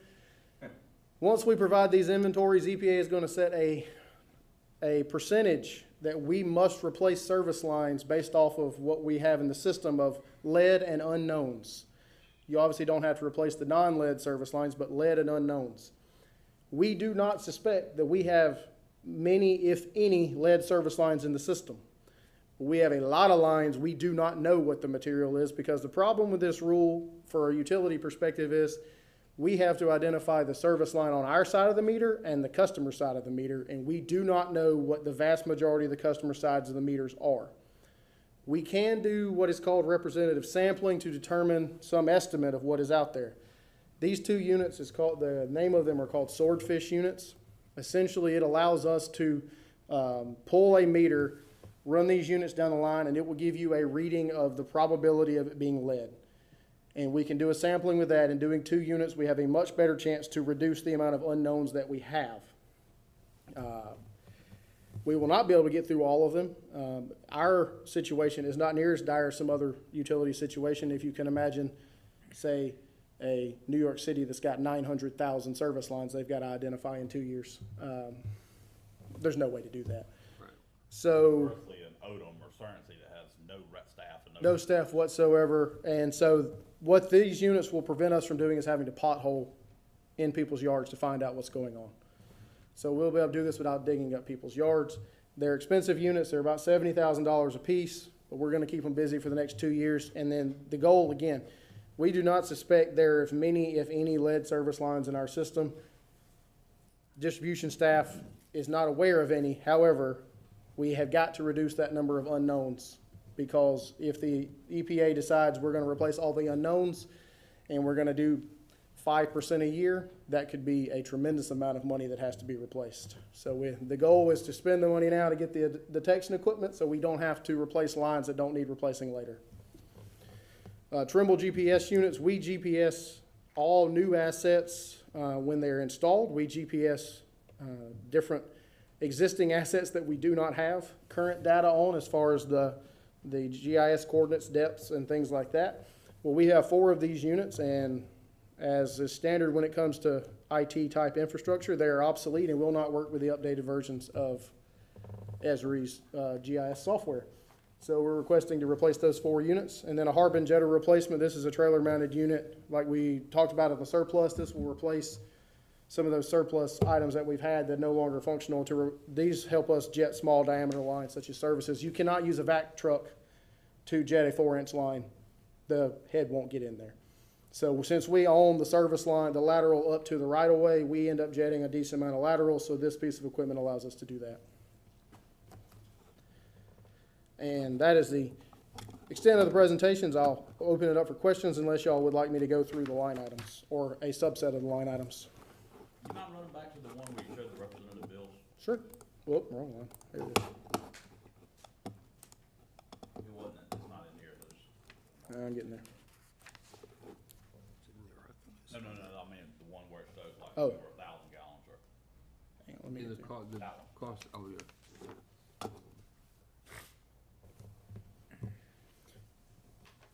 So if you do the percentages out on this, if you use 0 or 1,000 gallons a month, it would be an increase of around 1.8%.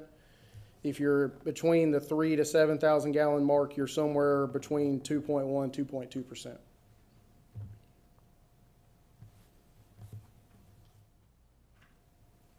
And then as you get to the extreme top end of that, it's like back down to around 2% because the admin fee is a smaller portion of the bill.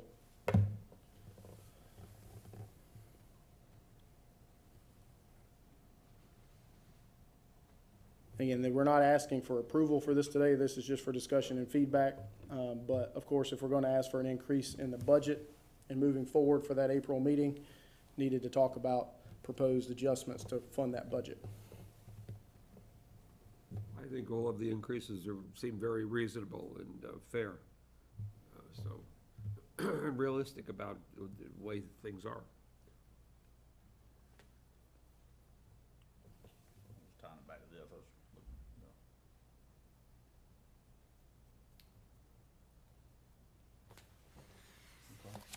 Well, you said that's the end of your presentation? That's the end of the presentation. We can take any questions. Any comments or questions?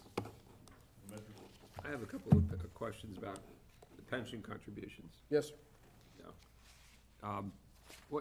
I know that we have 2 different kind of employees in terms of pension. Now, so, on one of them, we contribute 3%, is that correct? One, we contribute 3, well, there's two parts of contribution. There's, well, the reason I say this, we also contribute towards the unfunded liability for everybody. So there's percentage of salary plus the unfunded liability. Well, that's what I wanted to Yeah. get to, right? So normally it would be 6% would be, that's the actual dollar amount that's supposed to go in, is that correct? 6% for tier 1, 3% for tier 2 employees, they contribute 3%, and then on top of both of those is whatever the unfunded, which works out to about 2% per employee. Right, and 2 to so 2.5. that's the total amount that goes in Yes. during the period of time. And of course, that's a reasonable amount, because we really don't know what's gonna happen with the market, and, you know, Right. what that's gonna what's gonna change. Okay. What about overtime? Is that pensionable It is. income? Yes, sir. It is, okay. sir. And that is a significant amount? Our overtime, let's see, hang on. I mean, it probably doesn't apply much to people that are earlier in their careers, but people that are later in their careers, if we have people that like that, you know, have larger pensionable incomes, that means they have a larger pension. It's 5 years, it's the average of the 5 highest years, or the 5 latest years, okay. And the reason I bring that up is It's 536,000 compared to the wage budget was 7.5. Okay. So Right, okay. comparatively, it's a smaller portion. The only reason I bring that up is when I lived in South Florida, the city of Hollywood actually included pensionable income for their firefighters. And it's very interesting that the majority of overtime went to all the people that were within 3 years of retirement. You know, and it was just like, you know, it was like the standing joke that everyone could, because I'm sitting on a pension board and I'm looking at that and I'm thinking, are they really doing this? And they really were, so, but I mean, it's. Ours kind of works the reverse. If you're close to retirement, you typically don't want to get woke up at 2 in the morning when the phone Yeah, goes off. That's true. I think you've earned it, okay. Yes. Okay. Let me see, and I think, yeah, so I think you've answered, all right, one other question on the health insurance. How do we do the set-asides of that? What we've done is take what based off of the old fully funded plan, whatever the required contributions for the different types of fully funded plans that we had, that is what's budgeted for, not 100%. A close amount of that is budgeted towards what somebody's elected insurance plan is now. Right. So we pull what everybody's benefit elections are, and there's a calculation based off of which benefit you're going for. Whether you got obviously, if you're on the $1,500 deductible plan, we're going to assume you're probably using the insurance more, so you get a higher allocation. It's not allocated to you directly, but it's budgeted for more for that person because we assume they're going to use more of the health insurance than if you're on the HSA plan. Right, yeah, okay. Yeah, that's why I wasn't sure exactly. There's a how giant you- spreadsheet that you just put in the numbers. I built it out, so you just put in the numbers and it calculates it all for you. Okay, yeah, I wasn't sure how you were doing that Yes. when we switched over from the, to the self-insured. Okay, Exactly. thank you. Mr. Burrs, all these capital assumptions, these all come back to us for approval, isn't it? I mean, one. Well, not today, we're not approving. What we have done on the cap, Like on a one-by-one basis, though, right? typically, no, sir, what we have done is once they're approved in the budget, assuming they come in under budget, that's listed there, we purchase without bringing it back to you because you've had the opportunity to review the capital expenditure list. Okay. That sounds counterintuitive to what we do on some of the projects. I mean, if we've improved the overall project budget, we're still bringing back a small change order. Yes, sir, that's because, well, the reason we do that is because R&R funding and stuff like that is commission elected reserves. And so, you know, we can bring them all to you, but traditionally we have not, just because, you know, how vehicle markets are. Yeah, I mean, I was thinking, I guess, you know, there ought to be some kind of threshold there. I mean, if we conceptually say, hey, yes, we agree this is a $100,000 capital item, I don't know that necessarily means 8 months later we're ready to spend $100,000 without review. And I just had the page here, and now I can't find it in the packet again, but, I did have a question about a few of them, but I didn't want to waste time today. No, go ahead, what you got? They were gonna come back. I can't find it. It's the one before last page.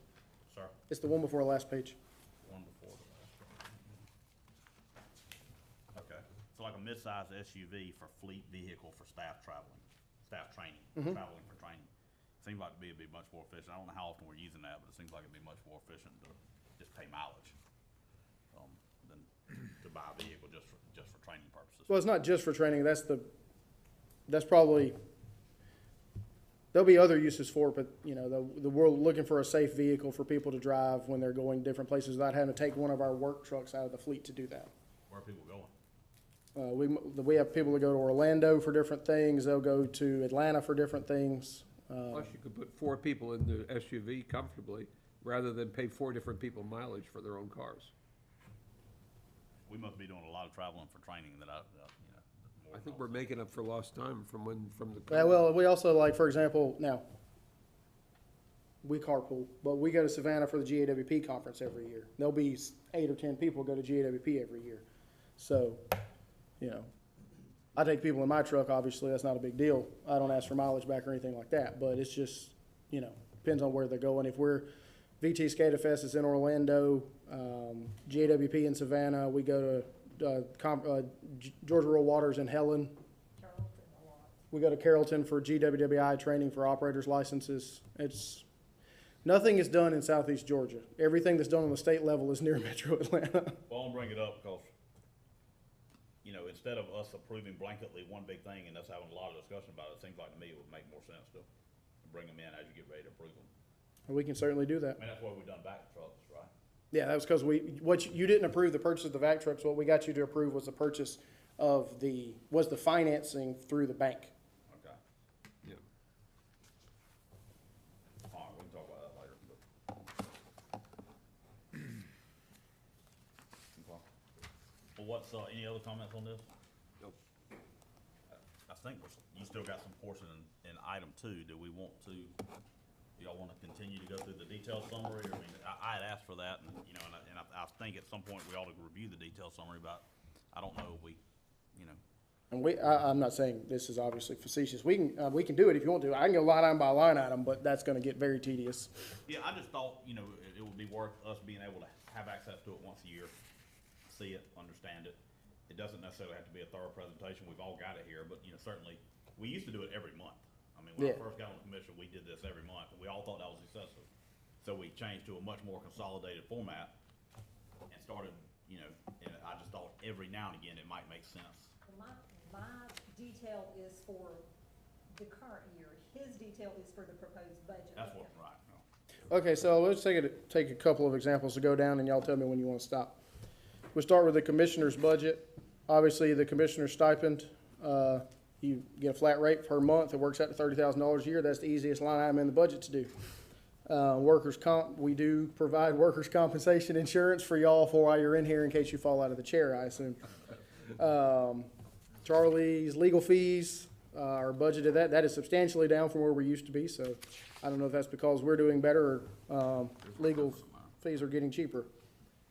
Accounting and auditing, the annual financial audit that we perform is performed at the request of the commission, so it is budgeted in the commission line item. Legislative compliance, that's some, when we have to do some things in the newspaper.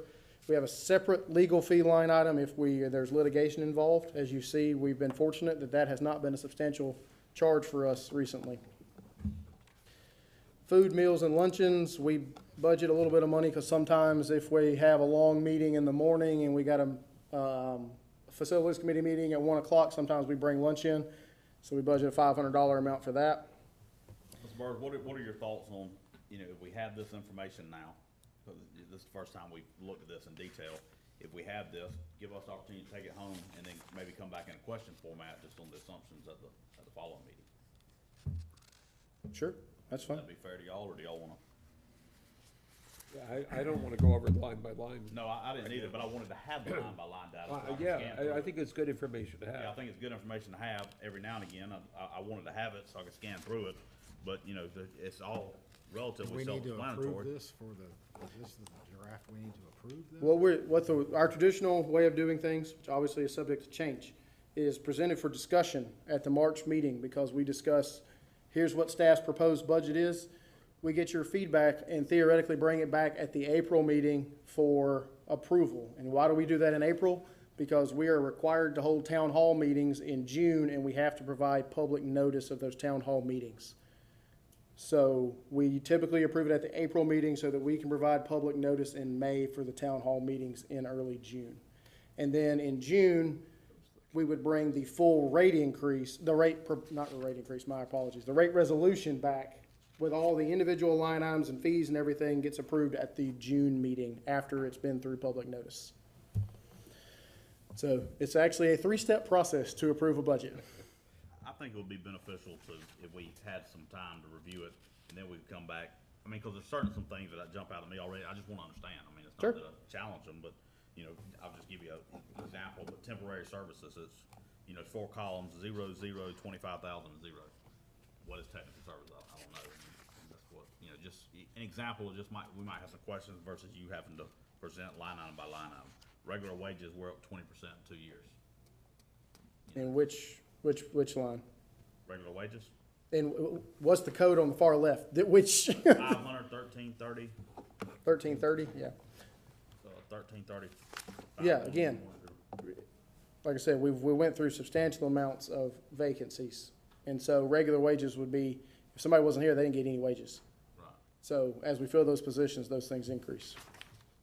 2021 is a bit high. But at some point, if we have regular wages, if overtime wasn't up that high, my question would be, one reason we want to understand it, if we weren't working overtime to fill those gaps, and we didn't have them for 2 years, why all of a sudden do we need them?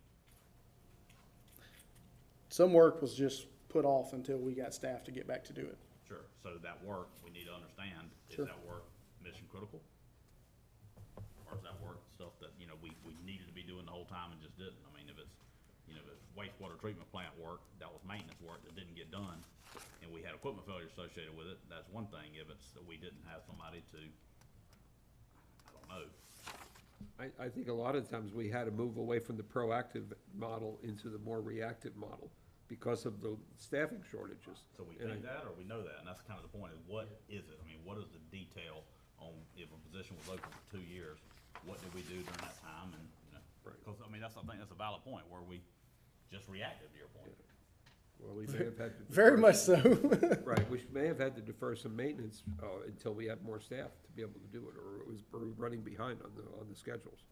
And that might very well be the case, but Yeah. that's the question Right. is that the case, or is that an assumption of the case? But this is very helpful, thank you. I mean, if it's all right with y'all, I'd love some opportunity to just digest it, and maybe, we could talk about it, carve out some time at the next meeting to ask questions. Absolutely, yeah, I mean, theoretically, we would request your approval of the budget at the next meeting. Sure, well, I mean, just because the budget's just a guide, we could approve the budget and still make tweaks to it later on, make tweaks to the operation of it. Sure, absolutely, I mean, we can always, we can always make tweaked operations. absolutely, 100%. All right, do we wanna, is there any other questions about that? Do we wanna move on to item 1, Let's, which was, I don't have the agenda, Ms. Wilson, financial statements? Agree with you, Ms. Burris? Fine with me. I serve at y'all's pleasure.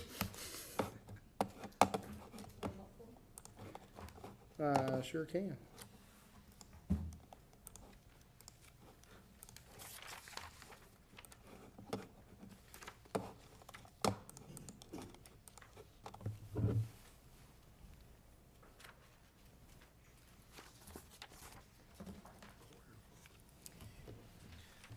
Good afternoon, Commissioners. We have before us the financial statements as of February the 28th, 2023. First, we have our balance sheet, our current assets, our cash and cash equivalents, a little over $3.3 million as of February the 28th. We did receive our draw from the bond construction funds, so that brought our cash up by a little over $1 million. Prepaid expenses, they're a little less than $150,000. That number will rise as we deal with the insurance in the next upcoming months. That it's always booked as a prepaid expense and then expensed out on a monthly basis. Our JWSC reserves, we did we did move the ARPA funds from the revenue account to the R&R reserve during the month of February. That was another $2 million there. Trustee held funds decreased by that draw of a little over $1 million. And I will mention that some of the stuff I'm mentioning has already been mentioned by Mr. Owens and Mr. Burrows. Down to current liabilities, our accounts payable, $636,000. That number fluctuates depending on timing issues of when we receive invoices and the time they're paid. Retainage payable, a little under $700,000. A little over $500,000 of that is Ruby Collins. So hopefully that will be paid out soon. I hope before the next meeting. I don't know before the next financial statement's closed, but hopefully by the next meeting. Page 2, for net investment in capital assets, just I mentioned there, the 137 million is the fixed assets from page 1. And then less the short-term and the long-term portions of our debt, which would include bonds, pumps, copiers, the back on lease, brings us to a net of a little over 69 million. And I will mention that our pumps will be paid off in February of 2024, so in about a year. Page 3, summary revenue.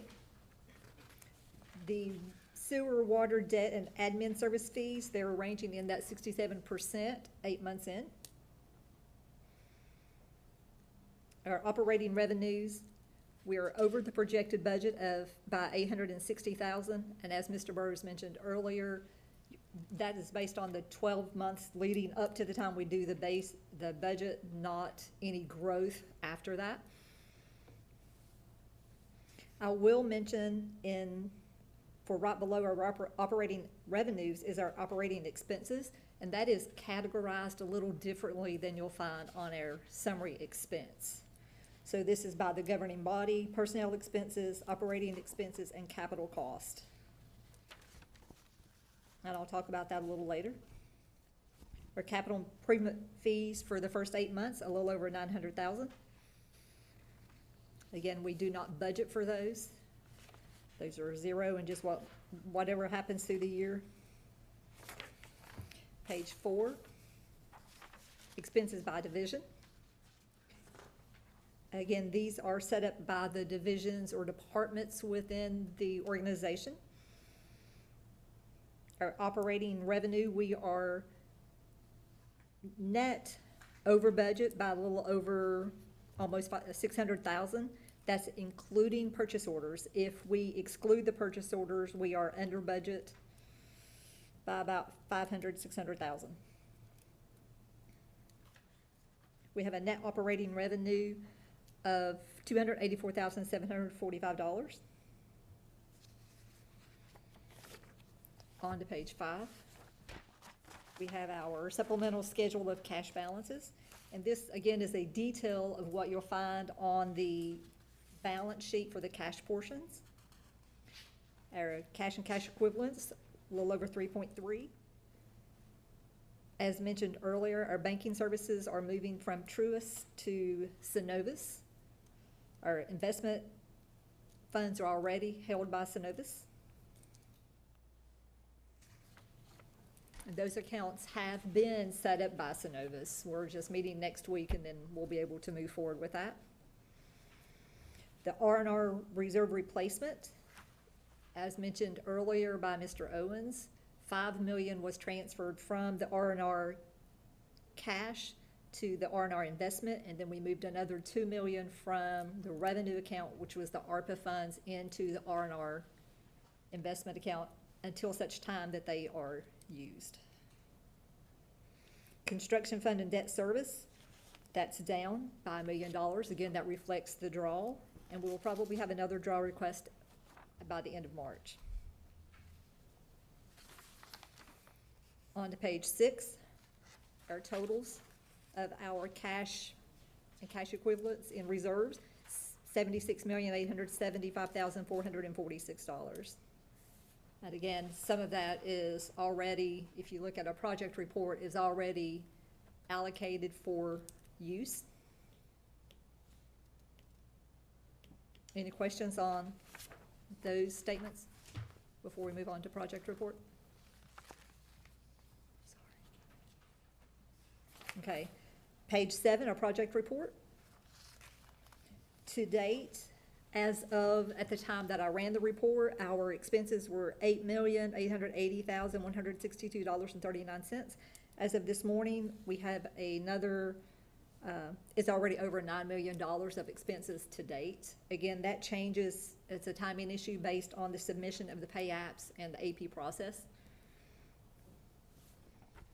Our meter replacement project, we have encumbrances of $3.2 million, so we are using up the funds, and Again, with the Project 906 with Ruby Collins, hopefully that will be done soon, and then it will be the second part of that project, correct? The CIPP, is that what it is?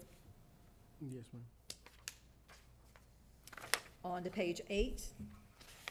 Again, just a note of the ARPA funds, as they are moved into the R&R reserve account, we do have to notate that on the deposits section of that. Our fiscal year budget for the R&R reserve was a little over 7.4.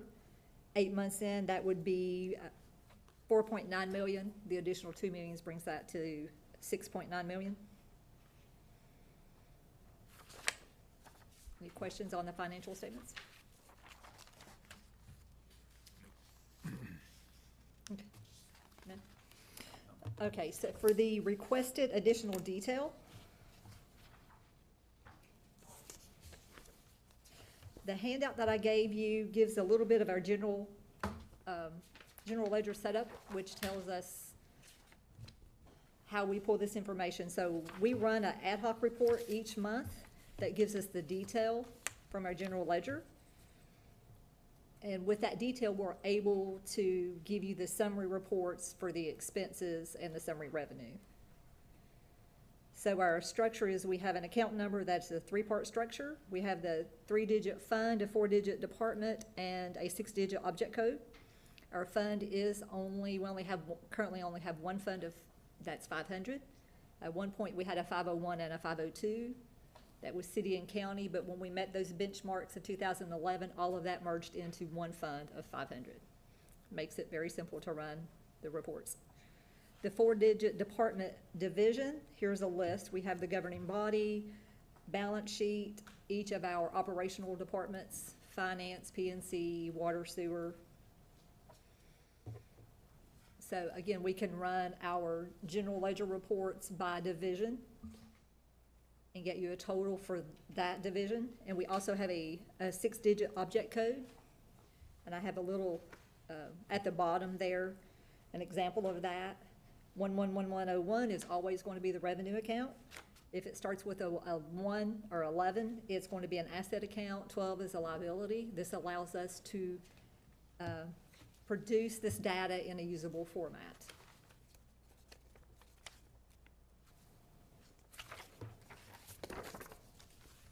On the, again, as mentioned, on the summary revenue is a high level summary of this information found in these 12 pages. And again, these 12 pages may extend out to 13, 14, 15 as we go in through the end of the fiscal year. So as we start again in July, that'll shrink down to 3 or 4 pages, and as we start using line items, this ad hoc report will continue to get longer. Is there something specific you're looking for? Just on these, I wonder if it wouldn't be a little bit cleaner if we just got rid of the pennies Sure. and just, push. Yeah, I can do that. You want to round up or round down? I mean, It will round automatically either If you tell way. Excel to get rid of the pennies, it'll still It'll be in the round, pennies will 50 still be in cents the- or up, it'll go up. If it's 49 cents or down, it'll round down. Well, it'll still be in the math, it Yes. just won't. I mean, it'll Yes. still be in the summation, it just won't display. Keep it within the guidelines. Yes. Okay. Yeah, we can do that. Well, I meant if you do it in Excel, you just hit left, or right. Yeah, we can format it to do that. So as we run this ad hoc report, which is created these 12 pages that we have, we run an ad hoc report each month, and that's a report that we have created to run on request to pull certain data, that pull all of the line items of the income statement, which gives us usable data. Again, we pull these columns for previous months, the budget for the current year, the expenses, the budget to current month, and the expenses to current month. On page 1 of 12, you have the detailed revenue and expense. The top 2/3 of it is revenue. And again, Mr. Burris has already mentioned some of this. Our sewer use revenues is sewer usage, industrial surcharge, leak adjustments. Then we have our water usage, we have debt charges, that is a water and a sewer portion. The same thing with admin fees, you have a water and sewer portion. Then we have breakout lines for our tower rental income, which becomes part of the next section of other revenues. So, again, we format this ad hoc report to produce the line item balance summaries that we need on the summary revenue and the summary expense. But the total operating revenues will match those line items across the board. The same thing with expenses, it breaks it out by department. So we have our commission stipends, everything to do with the governing body at the bottom of page 1, on to page 2, the top of it starts the office of the director. And each of these divisions are broke out into personnel expenses, operating expenses, and capital expenses. That is the categories that are listed on our summary revenue.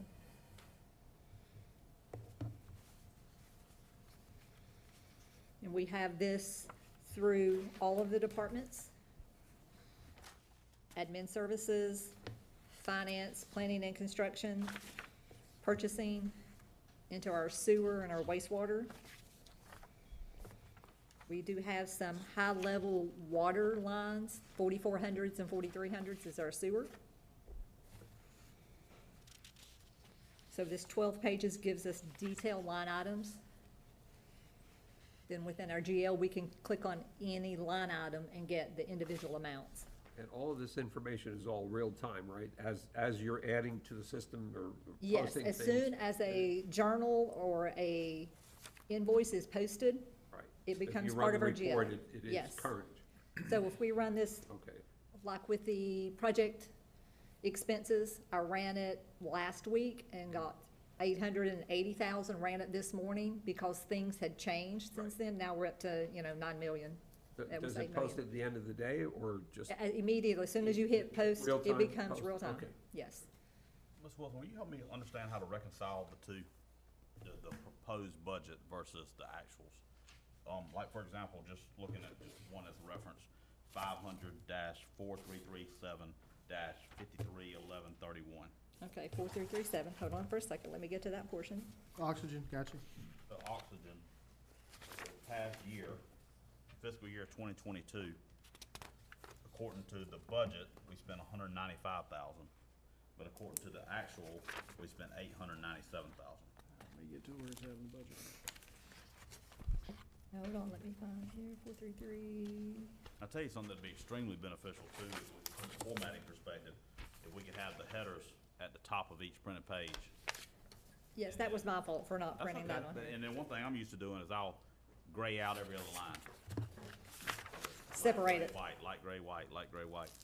You know what I mean? So you- Yes, I think this is my fault because I produced this sheet for the budget sheet. Something got off by one line item because it's 800, the 892,000 was not sulfur dioxide, that was oxygen.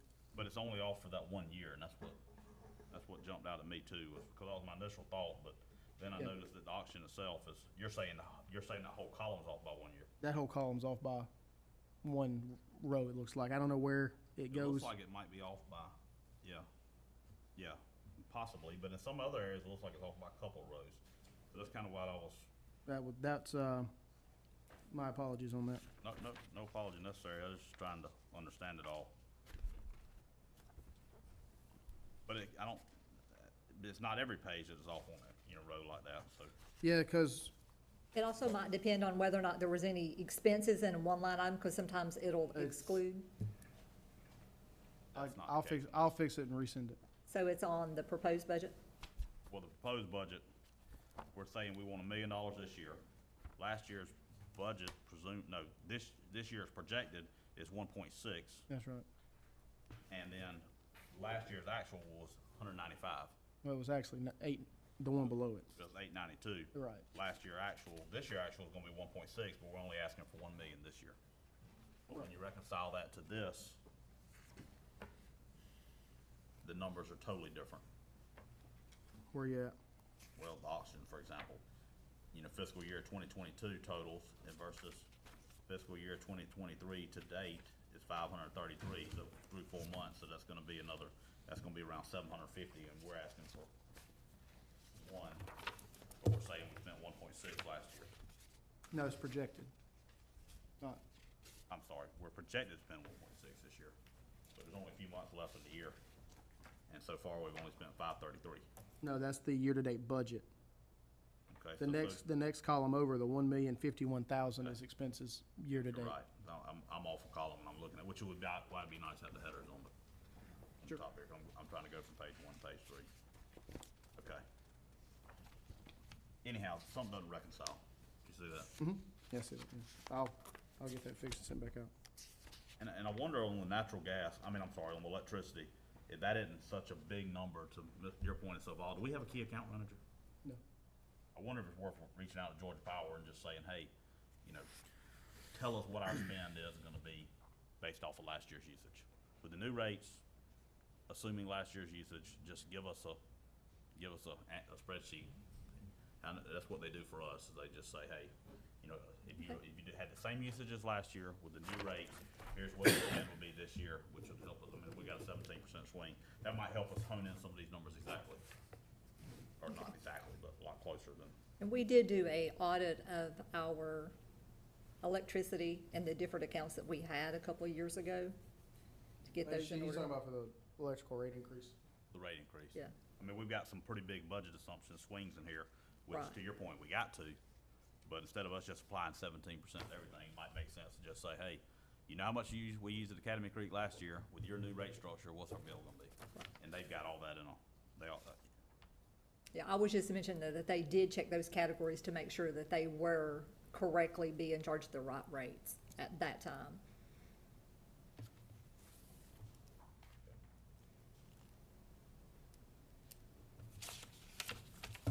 Well, it'd be nice to get this, resent digitally or something, but with columns at the top, with the grayscale, like I was saying, and then we can get rid of the pennies. I think it'd make it a lot easier to read.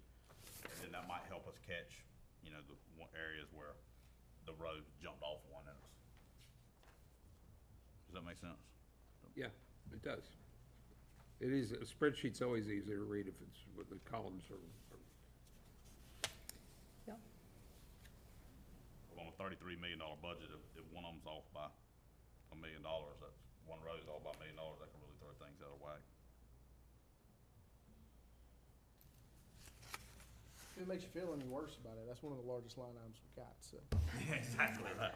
One other, just general comment, I noticed a lot of times looking through the thing, and I said we weren't gonna talk about it today, but looking through the actual year-to-date cost, we've got a lot of areas, to your point, where regular wages went way up because we have vacancies, but we didn't reduce the overtime, jump.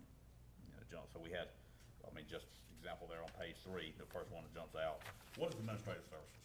Meter readings, IT, customer service. Customer service. Okay, so that's where I was saying it's probably not deferred maintenance as the cost, it's probably something else. But meter reading, IT, and what'd you say, customer service? Are up $200,000 effectively over 2 years. They had substantial vacancies in the meter reading division. Gotcha, but the overtime, we're not projecting it to go down. So it seems like to me, if we're finally staffed, at full staffing, we wouldn't assume the same overtime spent we had last year. Does that make sense? when you were doing the budget before, if the position had been open for a certain number of months, you didn't put the money in the budget, did you, for that position? We didn't budget a full 12 months Full for a 12, vacant. yeah, only a portion of it, right. Depends on how long it's been vacant. Some of them we Right. budget 9 months, 6 months, 3 months, depending on how long Right. it's been vacant, and what we think the likelihood of being filled in the next 3 months or 6 months is. Right. But if we're assuming $200,000 ad, I would argue that we're probably assuming we filled those positions already or are We fixing have to. filled those Yeah, positions I already. think No, so. we're not assuming, we have filled That's those right, so positions that's Yeah, what I'm we saying. So if definitely we have, filled them yeah. already, then the No question. overtime theoretically should be, does that make sense? Mhm. Awesome. Anything else y'all comments on or anything else? that you- Any other detail you want on the ad hoc report? I don't think so, do y'all? No, but thank you for. Thank y'all so much for all this detail, Nice. and I certainly hope this doesn't sound like criticism, because all of this is very thorough, very complicated, and I just think we all need to understand it. Very well done, very well put together, especially, the report on, how we're gonna make sure we're getting our full interest revenue on it. You don't make. Thank y'all so much. Very well done. You're gonna email this to us? I can email it to you, yes, sir. Mr. Bird, anything else? All I believe I have today, yes, sir. I think that's it. Anyone else? Nope. Nope. All right, can we have a motion to adjourn? I'll make a motion to adjourn. Second? All in favor? And we are adjourned. Adjourn.